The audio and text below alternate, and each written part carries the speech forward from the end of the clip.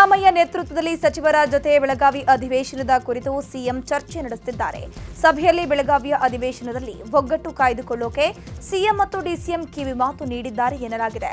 ಇದರ ಜೊತೆಗೆ ನಾಯಕತ್ವ ಗೊಂದಲದ ವಿಚಾರ ಹೈಕಮಾಂಡ್ ಅಂಗಳದಲ್ಲಿದೆ, ಅಲ್ಲಿಯೇ ಇದೆ. ಇದರ ಬಗ್ಗೆ ತೀರ್ಮಾನ ಆಗುತ್ತೆ. ನಾವು ಯಾವುದೇ ಗೊಂದಲಗಳಿಗೆ ಎಡೆ ಮಾಡಿಕೊಡಬಾರದು ಅಂತ ಸಿಎಂ ಸಭೆಯಲ್ಲಿ ಸಚಿವರಿಗೆ ತಾಕೀತು ಮಾಡಿದ್ದಾರೆ ಎನ್ನಲಾಗಿದೆ. ಡಿಸೆಂಬರ್ 9ರಂದು ಸಿಎಂ ಸಿದ್ದರಾಮಯ್ಯ ಶಾಸಕಾಂಗ ಸಭೆಯನ್ನು ಕರೆದಿದ್ದಾರೆ. ಸಚಿವರು ಶಾಸಕರನ್ನ ಅಧಿವೇಶನದಲ್ಲಿ ವಿಶ್ವಾಸ ಹಾಗೂ ಸಮನ್ವಯತೆ ತೆಗೆದುಕೊಳ್ಳಲು ಸಭೆ ಕರೆಯಲಾಗಿದೆ. ಸಭೆಯಲ್ಲಿ ಕುರ್ಚಿ ಬಿಕ್ಕಟ್ಟು, ಸರ್ಕಾರದ ವಿರುದ್ಧ ಅವಿಶ್ವಾಸ ಗೊತ್ತುವಳಿ, ವಿಪಕ್ಷಗಳ ಟೀಕೆ, ಸದನದ ಒಳಗೆ ಹಾಗೂ ಹೊರಗಿನ ಹೋರಾಟಕ್ಕೆ ಪ್ರತ್ಯುತ್ತರ ನೀಡಲು ಶಾಸಕರನ್ನ ಒಗ್ಗೂಡಿಸಲು ಸಿಎಂ ಸಭೆ ಕರೆದಿದ್ದಾರೆ. ಬಿಜೆಪಿ ಅವಿಶ್ವಾಸ ನಿರ್ಣಯ ಮಂಡನೆ ವಿಚಾರದ ಬಗ್ಗೆ ವಿಧಾನಸೌಧದಲ್ಲಿ ಮಾತನಾಡಿದ ಸಚಿವ ರಾಮಲಿಂಗಾರೆಡ್ಡಿ, ಬಿಜೆಪಿಯವರು ಇರೋದೇ 63-64 ಜನ ಮಾತ್ರ. ನಮ್ಮಲ್ಲಿ 140 ಜನ ಇದ್ದೀವಿ. ಅವರು ಈ ಹಿಂದೆ ಅಧಿಕಾರದಲ್ಲಿದ್ರು. ಆಗ 3 ವರ್ಷಕ್ಕೆ 3 ಸಿಎಂ ಬದಲಾದ್ರು. ಶೆಟ್ಟರ್, ಸದಾನಂದಗೌಡ, ಯಡಿಯೂರಪ್ಪ ಸಿಎಂ ಆಗಿದ್ರು. ಫಸ್ಟ್ ಅವರ ಮನೆಯೊಳಗಿರೋದನ್ನ ನೋಡಿಕೊಳ್ಳಲಿ ಅಂತ ಹೇಳಿದ್ರು. ಇನ್ನು ಇದೇ ವಿಚಾರವಾಗಿ ಕಾಂಗ್ರೆಸ್ನ ನಾಯಕ ಸಲೀಂ ಅಹಮದ್ ಕೂಡ ಪ್ರತಿಕ್ರಿಯಿಸಿದ್ದಾರೆ. ನಾಯಕತ್ವ ಬದಲಾವಣೆ ಬಗ್ಗೆ ಬಿಜೆಪಿಯವರು ಅವಿಶ್ವಾಸ ನಿರ್ಣಯ ಮಂಡಿಸ್ತಾರೆ ಅಂತ ಸುದ್ದಿ ಅಲ್ವಾ? ಎಷ್ಟು ಜನ ಇದ್ದಾರೆ? ಅವರು ಇರೋದೇ 60-65 ಜನ ಇದ್ದಾರೆ ಅಷ್ಟೇ. ಅವರು ನಾವು 140 ಜನ ಇದ್ದೀವಿ. ಆಮೇಲೆ ನಮ್ಮಲ್ಲಿ ಎಲ್ಲ ಸಣ್ಣ ಪುಟ್ಟ ಲೋಪದೋಷಗಳಿತ್ತು, ಇಲ್ಲ ಅಂತೇನಿಲ್ಲ, ಅದೆಲ್ಲ ಕೂಡ ಸರಿ ಮಾಡ್ಕೊಂಡಿದ್ದೀವಿ. ಆದರೆ ಬಿ ಜೆ ಪಿಲಿ ಇದ್ದಷ್ಟು ಗುಂಪು ರಾಜಕೀಯ ನಮ್ಮಲ್ಲಿಲ್ಲ. ಸಿದ್ದರಾಮಯ್ಯ ಅವರ ಮತ್ತು D K Shivakumar breakfast meeting ಏನಾಗಿದೆ, ಬಿಜೆಪಿ JDS ಅವರಿಗೆ ಕಪಾಳ ಮೋಕ್ಷ ಅಂತ ಹೇಳಿದೆ. ಯಾಕಂತ ಹೇಳಿದ್ರೆ ಇವತ್ತು ಸರ್ಕಾರ ಬಿದ್ದೋಗತ್ತೆ, ನಾಳೆ ಬಿದ್ದೋಗತ್ತೆ, ಅವ್ರ ಪಕ್ಷ ಡಿವೈಡ್ ಆಗತ್ತೆ ಅಂತ. ಕಾಂಗ್ರೆಸ್ ಪಕ್ಷ ಯಾವತ್ತೂ ಏನಾಗೋದಿಲ್ಲ. ನಮ್ದು ಇರೋದು ಹೈಕಮಾಂಡ್ ಪಕ್ಷ. ನಿಮ್ಗೆ ಯಾಕೆ ಬ್ರೇಕ್ಫಾಸ್ಟ್ ಮಾಡಿತ್ತು ಅಂದರೆ, ಸಿದ್ದರಾಮಯ್ಯ ಅವರು ಮತ್ತು ಡಿ ಕೆ ಶಿವಕುಮಾರ್ ಅವರು ರಾಮ ಲಕ್ಷ್ಮಣ್ ಅಂತ ಇದ್ದಾರೆ. ಆದರೆ BJP-ಅವ್ರಿಗೆ ಯಾಕೆ ತೊಂದರೆ? ನಮ್ಮಲ್ಲಿ ಸಣ್ಣ ಪುಟ್ಟ ಭಿನ್ನಾಭಿಪ್ರಾಯ ಇರ್ಬೋದು, ಆದರೆ ಅದನ್ನು ಸರಿ ಮಾಡಲಿಕ್ಕೆ ಪಕ್ಷದ ವರಿಷ್ಠ ಹೈಕಮಾಂಡ್ ಇದ್ದಾರೆ. ಅದರಿಂದ BJP-ಅವರು ನಿಮ್ಮ ಕರ್ತವ್ಯಗಳನ್ನು ನೀವು ಮಾಡಿ, ಮೋಸ್ಟಲ್ಲಿ ಕಲ್ಲು ಹುಡುಕುವಂಥ ಕೆಲಸ BJP ಮಾಡಬೇಡಿ. ರಾಜ್ಯದಲ್ಲಿ ದಲಿತ ಸಿಎಂ ಸ್ಥಾನದ ಕೂಗು ಜೋರಾಗಿದೆ. ಪರಮೇಶ್ವರ್ಗೆ ಸಿಎಂ ಸ್ಥಾನ ನೀಡುವಂತೆ ಅಭಿಮಾನಿಯೊಬ್ಬ ರಕ್ತದಲ್ಲಿ ಪತ್ರ ಬರೆದಿದ್ದಾನೆ. ತುಮಕೂರಿನಲ್ಲಿ ದಲಿತ ಸಂಘಟನೆ ಪ್ರತಿಭಟನೆ ನಡೆಸಿದ್ದು, ಅಂಬೇಡ್ಕರ್ ಪುತ್ಥಳಿ ಮುಂದೆ ಸಾಮೂಹಿಕವಾಗಿ ಪತ್ರ ಬರೆದು ಹೈಕಮಾಂಡ್ಗೆ ಪ್ರತಿಭಟನಾಕಾರರು ಒತ್ತಾಯಿಸಿದ್ದಾರೆ. 2 ಬಾರಿ ಕೆಪಿಸಿಸಿ ಅಧ್ಯಕ್ಷರಾಗಿ ಪಕ್ಷ ಅಧಿಕಾರಕ್ಕೆ ತಂದಿರುವ ಪರಮೇಶ್ವರ್ಗೆ ಸಿಎಂ ಸ್ಥಾನ ನೀಡುವಂತೆ ಬೆಂಬಲಿಗರು ಒತ್ತಾಯಿಸಿದ್ದಾರೆ.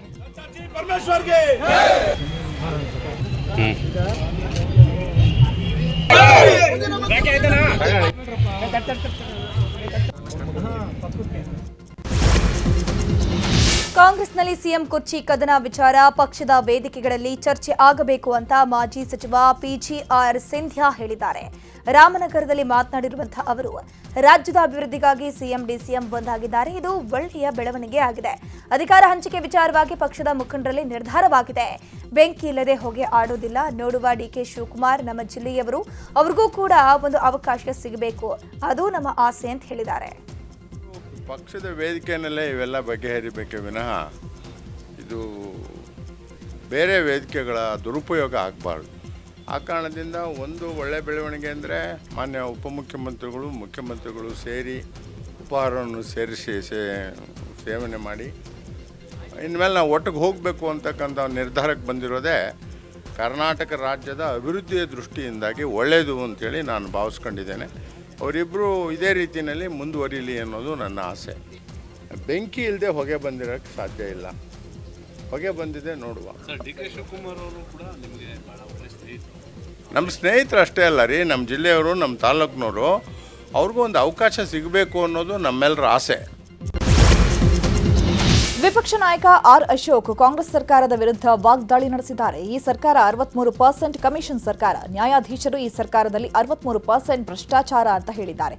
ಭ್ರಷ್ಟಾಚಾರದಲ್ಲಿ ಕರ್ನಾಟಕ 5ನೇ ಸ್ಥಾನದಲ್ಲಿದೆ. ನಿಮಗೆ ಮಾನ ಮರ್ಯಾದೆ ಇದ್ರೆ ರಾಜೀನಾಮೆ ಕೊಟ್ಟು ಮನೆಗೆ ಹೋಗಿ ಅಂತ ವಾಗ್ದಾಳಿ ನಡೆಸಿದ್ದಾರೆ.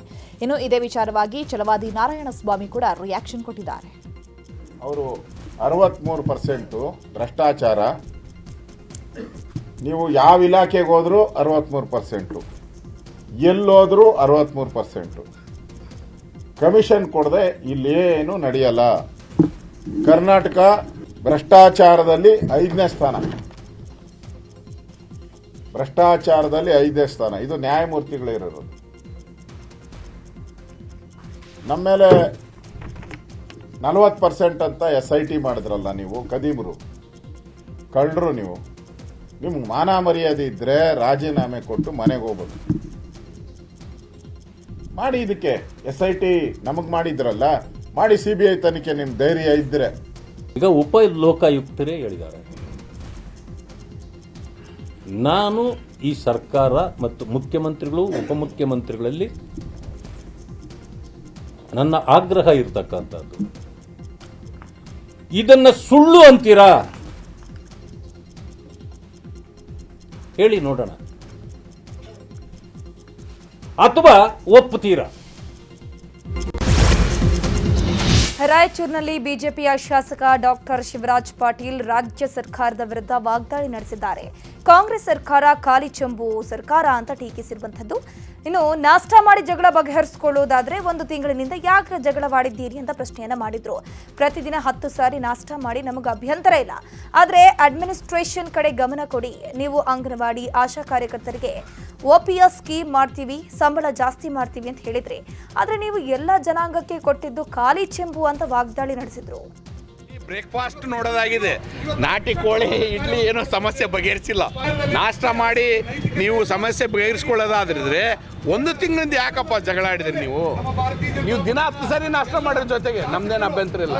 ಆದ್ರೆ ದಯಮಾಡಿ ಅಡ್ಮಿನಿಸ್ಟ್ರೇಷನ್ ಕಡೆ ಗಮನ ಕೊಡ್ರಿ.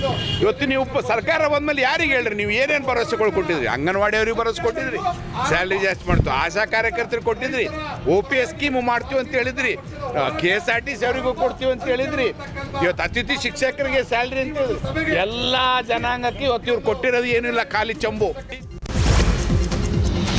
ಪಂಚಮಸಾಲಿ ಸಮುದಾಯದ ಮೇಲೆ ಲಾಠಿ ಚಾರ್ಜ್ ಕೇಸ್ ಖಂಡಿಸಿ ಬೆಳಗಾವಿ ಅಧಿವೇಶನದ ದಿನ ಪ್ರತಿಭಟನೆ ನಡೆಸಲು ಪಂಚಮಸಾಲಿ ಸ್ವಾಮೀಜಿ ನಿರ್ಧರಿಸಿದ್ದಾರೆ.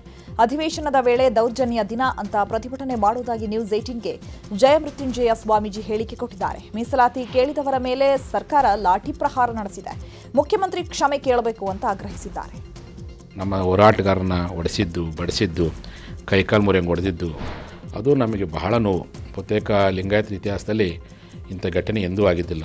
ಒಂದು ಮೌನ ಪಥಸಂಚಲನವನ್ನು ಬೆಳಗಾವಿ ಗಾಂಧಿ ಭವನದಿಂದ ಬೆಳಗ್ಗೆ 10 ಗಂಟೆಗೆ ಆರಂಭ ಮಾಡ್ತಿದ್ವಿ. ಆ ಆರಂಭಕ್ಕೆ ತಾವೆಲ್ಲ ಪಂಚಮಸಾಲಿಗಳು, ಮಲೆಗೌಡರು, ಗೌಡ್ ಲಿಂಗಾಯತರು, ದೀಕ್ಷಾ ಲಿಂಗಾಯತರು ನೀವೆಲ್ಲ ಸಹಸ್ರಾರು ಸಂಖ್ಯೆಯಲ್ಲಿ ಬಂದು ಭಾಗವಹಿಸಬೇಕು ಅಂತೇಳಿ ಮತ್ತೊಮ್ಮೆ ನಾನು ಸರ್ಕಾರದ ವಿರುದ್ಧ ನಿರಂತರವಾಗಿ ಮೆಕ್ಕೆಜೋಳ ಬೆಳೆಗಾರರು ಹೋರಾಟವನ್ನು ಮಾಡ್ತಾ ಇದ್ರು. ಸದ್ಯ ಹೋರಾಟಕ್ಕೆ ಮಣಿದ ಸರ್ಕಾರ MSP ದರದಲ್ಲಿ ಮೆಕ್ಕೆಜೋಳ ಖರೀದಿಗೆ ಆದೇಶ ನೀಡಿದೆ. ಎಲ್ಲ ಒಕ್ಕೂಟ ಆಹಾರ ಉತ್ಪಾದಕರು ನೇರವಾಗಿ ರೈತರಿಂದ ಖರೀದಿಸೋಕೆ ಅನುಮತಿ ನೀಡಿ ಆದೇಶ ನೀಡಲಾಗಿರುವಂಥದ್ದು. ಪಶುಸಂಗೋಪನಾ ಇಲಾಖೆ ಅಧೀನ ಕಾರ್ಯದರ್ಶಿಯಿಂದ ಆದೇಶ ನೀಡಿದ್ದು ಕ್ವಿಂಟಲ್ಗೆ 2400 ದರವನ್ನು ಸರ್ಕಾರ ನಿಗದಿಪಡಿಸಿದೆ. ಕೊಪ್ಪಳದ ಗವಿಮಠಕ್ಕೆ ಮಾಜಿ DCM KS ಈಶ್ವರಪ್ಪ ಭೇಟಿ ನೀಡಿ ಸ್ವಾಮೀಜಿಗಳ ದರ್ಶನ ಪಡೆದಿದ್ದಾರೆ. ಬೆಂಬಲಿಗರೊಂದಿಗೆ ಆಗಮಿಸಿ ಈಶ್ವರಪ್ಪ ಶಿವಮೊಗ್ಗದಲ್ಲಿ ಸಾಂಸ್ಕೃತಿಕ ಕಾರ್ಯಕ್ರಮಕ್ಕೆ ಆಹ್ವಾನ ಕೊಟ್ಟಿದ್ದಾರೆ. ಮಾರ್ಚ್ ತಿಂಗಳಲ್ಲಿ ಶಿವಮೊಗ್ಗದಲ್ಲಿ ನಡೆಯುವ ಕಾರ್ಯಕ್ರಮ ಇದಾಗಿದ್ದು ಸ್ವಾಮೀಜಿ ಬರಲು ಒಪ್ಪಿಕೊಂಡಿದ್ದಾರೆ ಅಂತ ಹೇಳಿದ್ದಾರೆ. ದೇಶದಲ್ಲಿ ಕಾಂಗ್ರೆಸ್ ನಿರ್ನಾಮವಾಗಿದ್ದು ರಾಜ್ಯದಲ್ಲಿಯೂ ಕಾಂಗ್ರೆಸ್ ನಿರ್ನಾಮವಾಗಲಿದೆ ಅಂತ ಮಾಜಿ DCM ಈಶ್ವರಪ್ಪ ವಾಗ್ದಾಳಿ ನಡೆಸಿದ್ದಾರೆ. ಕೊಪ್ಪಳದಲ್ಲಿ ಮಾತನಾಡಿದ ಅವರು, ಸಿದ್ದರಾಮಯ್ಯ ಮುಂದುವರೆಯುವ ಬಗ್ಗೆ AICC ಅಧ್ಯಕ್ಷರೇ ಹೈಕಮಾಂಡ್ ನಿರ್ಧರಿಸುತ್ತೆ ಎಂದಿದ್ದಾರೆ. ಅವರೇ ಅಧ್ಯಕ್ಷರಾಗಿ ಹೈಕಮಾಂಡ್ ಅಂತ ಹೇಳಿರೋದು ಸೋನಿಯಾ ಗಾಂಧಿ ಅವರಿಗ. ಈಗ ದಲಿತ CM ಅಂತ ಹೇಳುವ ನಾಟಕ ನಡೆದಿದೆ. ಇಲ್ಲಿ ಸಿದ್ದರಾಮಯ್ಯ ನಾಟಕ ಮಾಡ್ತಾರೋ ಯಾರೋ ನನಗೆ ಗೊತ್ತಿಲ್ಲ. ಅಧಿವೇಶನಕ್ಕೂ ಮುನ್ನ ಯಾರು CM ಅಂತ ಘೋಷಣೆ ಮಾಡಿ ಎಂದಿದ್ದಾರೆ. ಕೆಂಪೇಗೌಡ ಏರ್ಪೋರ್ಟ್ನಲ್ಲಿ ವಿಮಾನಗಳ ಹಾರಾಟ ಸಮಯದಲ್ಲಿ ಭಾರೀ ವ್ಯತ್ಯಯ ಉಂಟಾಗಿದೆ. ವಿಮಾನಗಳ ವಿಳಂಬದಿಂದಾಗಿ ದೀಪಾಚರ್ ಗೇಟ್ನಲ್ಲಿ ಪ್ರಯಾಣಿಕರು ಪರದಾಟ ನಡೆಸಿದರು. ಟರ್ಮಿನಲ್ 1ರಲ್ಲಿ ಪ್ರಯಾಣಿಕರು ಹೆಚ್ಚಿನ ಸಂಖ್ಯೆಯಲ್ಲಿ ಸೇರಿದ್ದು ಕಳೆದ 2 ದಿನಗಳಿಂದ ವಿಮಾನಗಳ ಹಾರಾಟದಲ್ಲಿ ವ್ಯತ್ಯಯ ಉಂಟಾಗಿದ್ದು ಪ್ರಯಾಣಿಕರು ಪರದಾಟ ನಡೆಸುತ್ತಿದ್ದಾರೆ. ಇಂಡಿಗೋ ವಿಮಾನದಲ್ಲಿ ಪೈಲಟ್ ಮತ್ತು ಸಿಬ್ಬಂದಿ ಕೊರತೆಯಿಂದಾಗಿ ಸಮಸ್ಯೆ ಆಗ್ತಿದ್ದು ಇಂಡಿಗೋ ಏರ್ಲೈನ್ಸ್ ಸಿಬ್ಬಂದಿ ವಿರುದ್ಧ ಪ್ರಯಾಣಿಕರು ತಮ್ಮ ಆಕ್ರೋಶ ವ್ಯಕ್ತಪಡಿಸಿದರು. ಹಾವೇರಿಯಲ್ಲಿ ಮತ್ತೆ ಕೇಸರಿ ಹಾಗೂ ಹಿಜಾಬ್ ವಿವಾದ ಮುನ್ನೆಲೆಗೆ ಬಂದಿದೆ. ಜಿಲ್ಲೆಯ ಹಾನಗಲ್ ತಾಲೂಕಿನ ಅಕ್ಕಿ ಆಲೂರಿನ ಕಾಲೇಜಿನಲ್ಲಿ ಕೇಸರಿ ವರ್ಸಸ್ ಹಿಜಾಬ್ ವಿವಾದ ಸೃಷ್ಟಿಯಾಗಿದೆ. ನೂರಾರು ವಿದ್ಯಾರ್ಥಿಗಳು ಕೇಸರಿ ಶಾಲು ಧರಿಸಿ ತರಗತಿಗೆ ಹಾಜರಾಗಿದ್ದಾರೆ. ಕಾಲೇಜಿಗೆ ವಿದ್ಯಾರ್ಥಿನಿಯರು ಹಿಜಾಬ್ ಧರಿಸಿ ಬರ್ತಿದ್ದಾರೆ ಅನ್ನೋ ಆರೋಪ ಇದೆ. ಈ ಹಿನ್ನೆಲೆ ಹಿಜಾಬ್ಗೆ ಪ್ರತಿಕಾರವಾಗಿ ವಿದ್ಯಾರ್ಥಿಗಳು ಕೇಸರಿ ಶಾಲು ಧರಿಸಿ ಬಂದಿದ್ದಾರೆ. ಹಿಜಾಬ್ ತೆಗೆಸಿದ ಬಳಿಕವಷ್ಟೇ ಕೇಸರಿ ಶಾಲು ತೆಗೆಯುವುದಾಗಿ ವಿದ್ಯಾರ್ಥಿಗಳು ಪಟ್ಟು ಹಿಡಿದಿದ್ದಾರೆ. ಏನೋ ಹಿಜಾಬ್ ವಿವಾದದ ಬಗ್ಗೆ ಪ್ರಿನ್ಸಿಪಾಲ್ ವೀರೇಶ್ ಕುಮ್ಮೂರು ಹೇಳಿಕೆ ಕೊಟ್ಟಿದ್ದಾರೆ. ಕಾಲೇಜು ಒಳಗಡೆ ಬರುವಾಗ ವಿದ್ಯಾರ್ಥಿಗಳು ಯೂನಿಫಾರ್ಮ್ನಲ್ಲಿ ಬರಬೇಕು.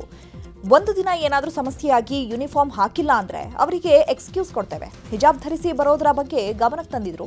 ಸದ್ಯಕ್ಕೆ ಗೊಂದಲ ಇಲ್ಲ, ವಿದ್ಯಾರ್ಥಿಗಳಿಗೆ ಮನವರಿಕೆ ಮಾಡಿಕೊಡ್ತೇವೆ ಅಂತ ಹೇಳಿದರು.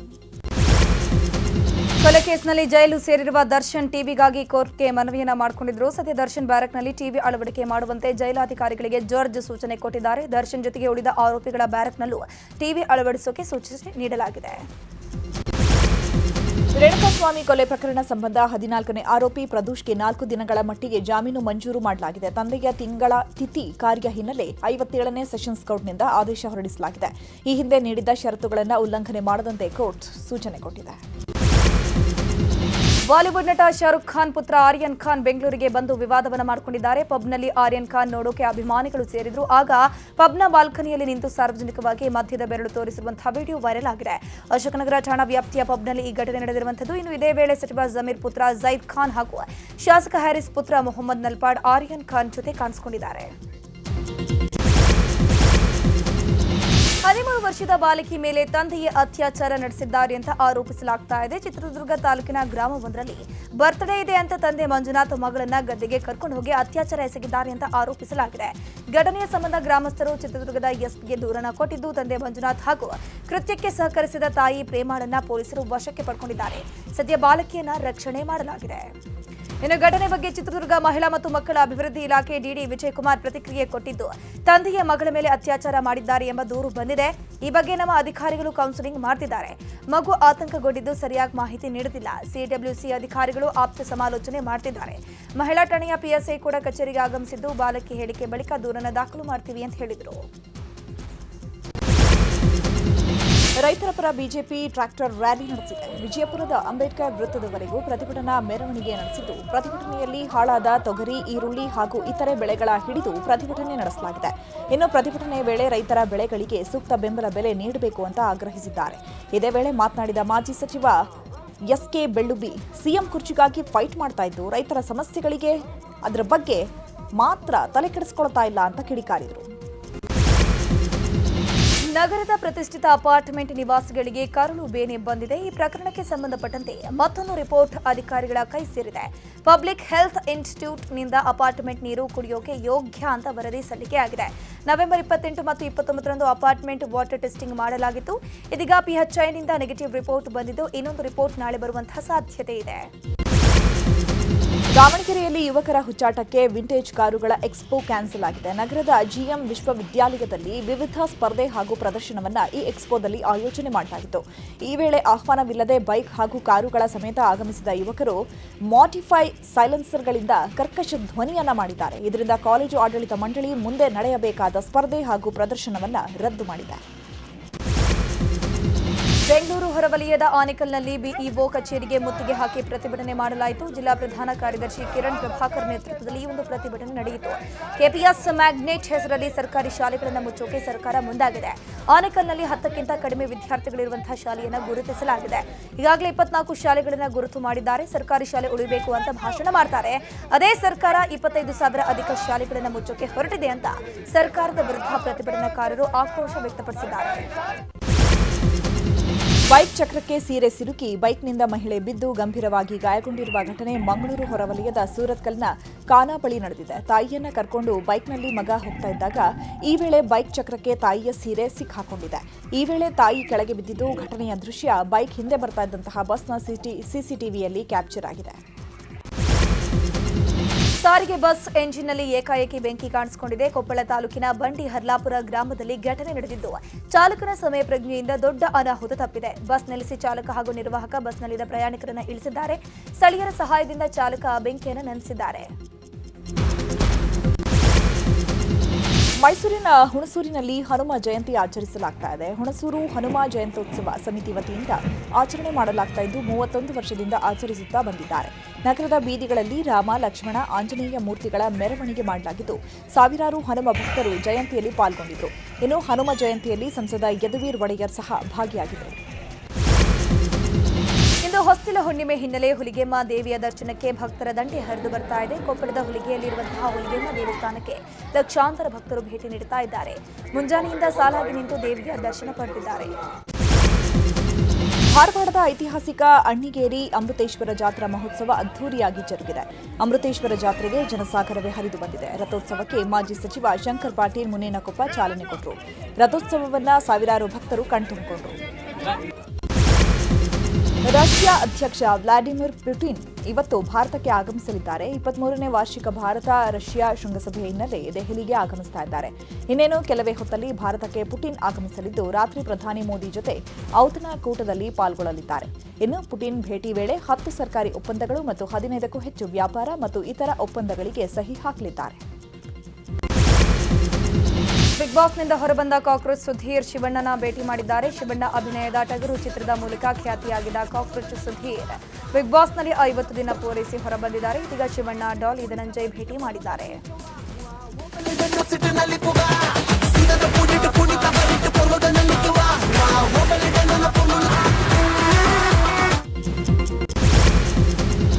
ಕಾಂತಾರ ಚಾಪ್ಟರ್ 1 ಭರ್ಜರಿ ಯಶಸ್ಸು ಹಿನ್ನೆಲೆ ಇವತ್ತು ಹೊಂಬಾಳೆ ಫಿಲ್ಮ್ಸ್ ಹಾಗೂ ರಿಷಬ್ ಶೆಟ್ಟಿ ಕುಟುಂಬದಿಂದ ಹರಕೆಯ ನೇಮೋತ್ಸವ ನಡೆಯಲಿದೆ.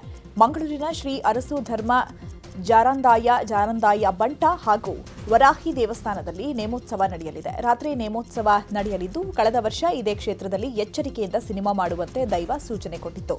ಸದ್ಯ ಈ ಬಾರಿ ಮತ್ತೆ ಕಾಂತಾರ ಅಧ್ಯಾಯ 3ಕ್ಕೆ ರಿಷಬ್ ಅನುಮತಿ ಕೇಳ್ತಾರಾ ಅನ್ನೋದನ್ನ ಕಾದು ನೋಡಬೇಕಾಗಿದೆ. ಪೆಪ್ಸ್ ಇಂಡಸ್ಟ್ರೀಸ್ ಯಶಸ್ವಿಯಾಗಿ 20 ವರ್ಷ ಪೂರೈಸಿದ ಹಿನ್ನೆಲೆ ಇವತ್ತು ಬೆಂಗಳೂರಿನ ಮಹದೇವಪುರದ ಕೇಂದ್ರ ಕಚೇರಿಯಲ್ಲಿ 20ನೇ ವರ್ಷದ ವಾರ್ಷಿಕೋತ್ಸವ ಆಚರಣೆ ಮಾಡಿದ್ದಾರೆ. ಸಂಸ್ಥೆಯ ಮ್ಯಾನೇಜಿಂಗ್ ಡೈರೆಕ್ಟರ್ ಶಂಕರ್ ರಾಮ್ ಮತ್ತು ಅವರ ಮಗಳು ಅನುಷಾ ರಾಮ್ ಕೇಕ್ ಕತ್ತರಿಸಿ 20ನೇ ವರ್ಷದ ವಾರ್ಷಿಕೋತ್ಸವ ಆಚರಣೆ ಮಾಡಿದ್ದಾರೆ. ಬಳಿಕ ಮಾತನಾಡಿದ ಶಂಕರ್ ರಾಮ್, ಇವತ್ತು ಯಶಸ್ವಿಯಾಗಿ 20 ವರ್ಷ ಪೂರೈಸಿರೋದು ಖುಷಿ ತಂದಿದೆ. ದೇಶದಲ್ಲಿ ಅತಿ ಹೆಚ್ಚು ಮಾರಾಟವಾಗುವ ಹೆಗ್ಗಳಿಕೆ ಪೆಪ್ಸ್ ಸ್ಪ್ರಿಂಗ್ ಮ್ಯಾಟ್ರಸ್ ಹೊಂದಿದೆ. ನಮ್ಮ ಸಂಸ್ಥೆಗೆ ಬೆನ್ನೆಲುಬಾಗಿ ನಿಂತಿರುವಂತಹ ಡೀಲರ್ಸ್, ಡಿಸ್ಟ್ರಿಬ್ಯೂಟರ್ಸ್ ಮತ್ತು ಸಹೋದ್ಯೋಗಿಗಳ ಶ್ರಮಕ್ಕೆ ಪೆಪ್ಸ್ ಇಂಡಸ್ಟ್ರೀಸ್ ಸದಾ ಚಿರಋಣಿ ಆಗಿರುತ್ತೆ ಅಂತ ಹೇಳಿದ್ದಾರೆ.